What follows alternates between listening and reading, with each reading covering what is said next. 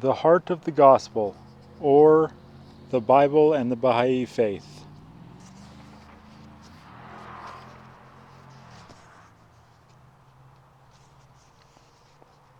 Chapter 1. The Bible as Universal History. The Bible is a study in world history. It is man's first effort to write a complete history of the human race, from its beginning to its climax in the unification of all peoples and the establishment of a universal religion. Although it was written so long ago, compiled under unfavorable conditions, though as a history it is neither exhaustive nor comprehensive, nor orderly in form, nor scholarly in tone and manner, yet, in spite of its handicaps, it presents to the soul of man the most sublime and magnificent conception of the whole human race, as being in reality one family whose history, however complex, is a continuous movement towards a single and all-sufficient consummation.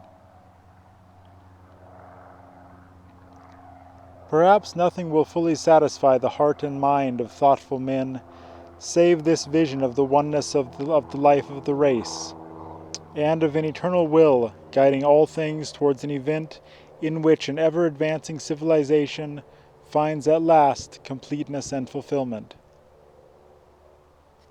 Here in this ancient book, come down to us from primitive times, and offered through the authorized version in befitting language of matchless power and beauty.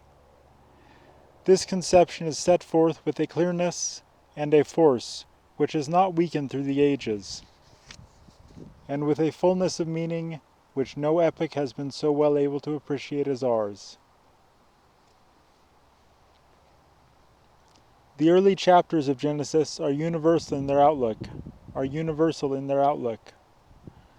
They take a general survey of the whole earth and of all its inhabitants.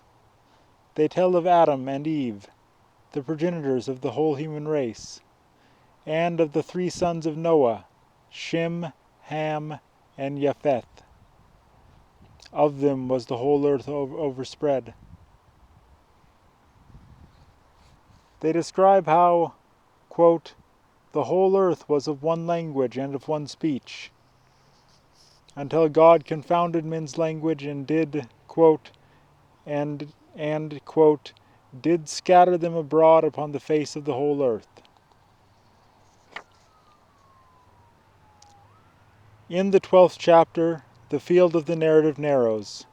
The action no longer embraces the whole human race, but centers henceforth around the fortunes of one people only, quote, the chosen people, as they called themselves, the Hebrews, the descendants of Abraham.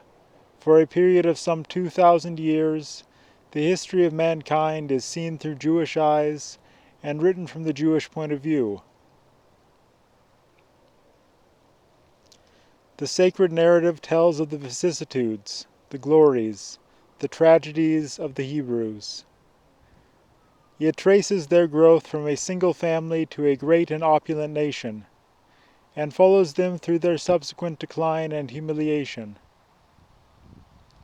But it does not give them this extraordinary prominence for their own sake, because of any native superiority of theirs to the rest of mankind.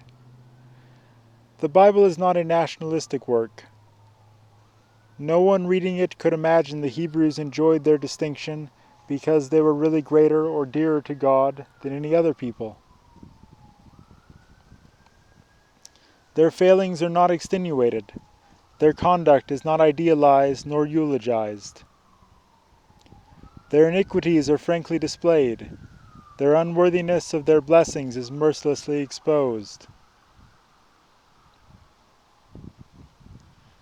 They call forth from the prophets the most scathing and tremendous denunciations.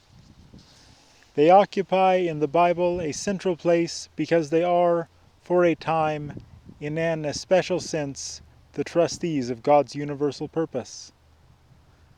The main subject of the Bible does not change in the 12th chapter of Genesis, nor is the great theme ever forgotten. The thread of universal history runs through Jewish history. The tides of world progress lap for a time round the shores of Palestine. At the very beginning of the Jewish race, in the wording of the call of Abraham, this universal outlook and purpose is proclaimed.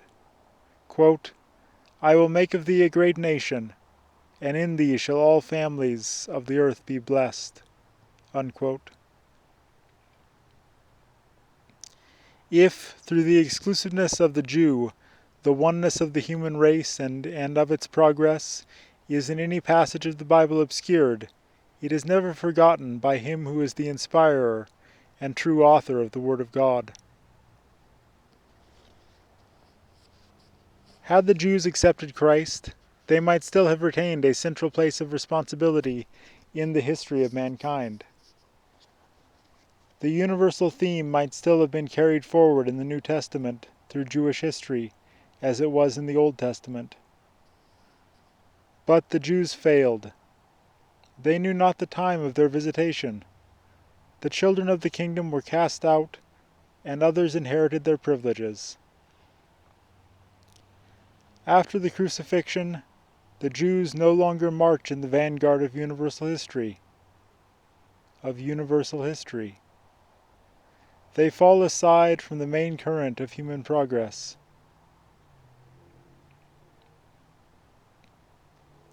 The cause of religion is advanced and the purpose of God goes forward, but not through the agency of the Jews. The high trusteeship they had held so long is forfeited, and passes from them to the Gentiles. In the latter part of the New Testament, the action spreads rapidly outward from Palestine to Ephesus and Macedonia and Athens, to Corinth and to Rome, till finally in the closing chapters of the Bible, it embraces in prophetic survey the entire earth and all the peoples that inhabit it. Quote, And I saw a new heaven and a new earth, and I saw the holy city, New Jerusalem, coming down from God out of heaven. And the nations of them that are saved shall walk in the light of it, and the kings of the earth do bring their glory and honor into it. In the midst of the street of it was there the tree of life, and the leaves of the tree were for the healing of the nations. Revelations 11 and Revelations 12. Unquote.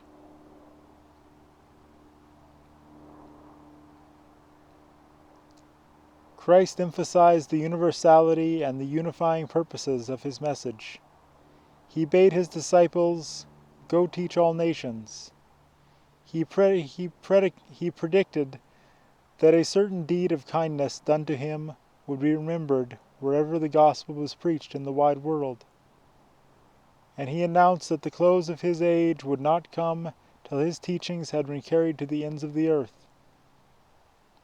He said, moreover, that his gospel was to soften and remove those estrangements among men caused by differences of race, nation, tradition, or culture. It was to harmonize men's hearts and induce a sense of fellowship. And someday the whole of humanity would be gathered into one and become as a single flock of sheep under a single shepherd. The Bible sketches world history, but the spirit in which this theme is conceived and the point of view from which it is written are not those taken by the modern historian. The Bible regards the history of the human race as being from beginning to end in reality one and single.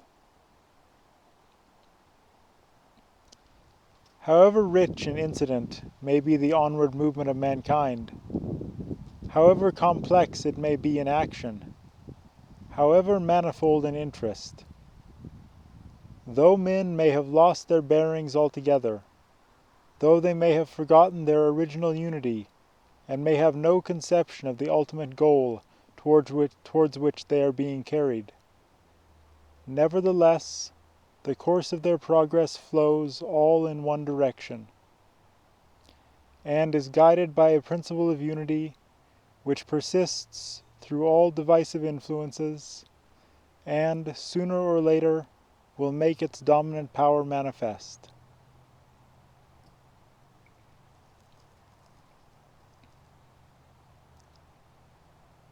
The first picture presented in the Bible is that of human unity in its simplest form, that of a single family.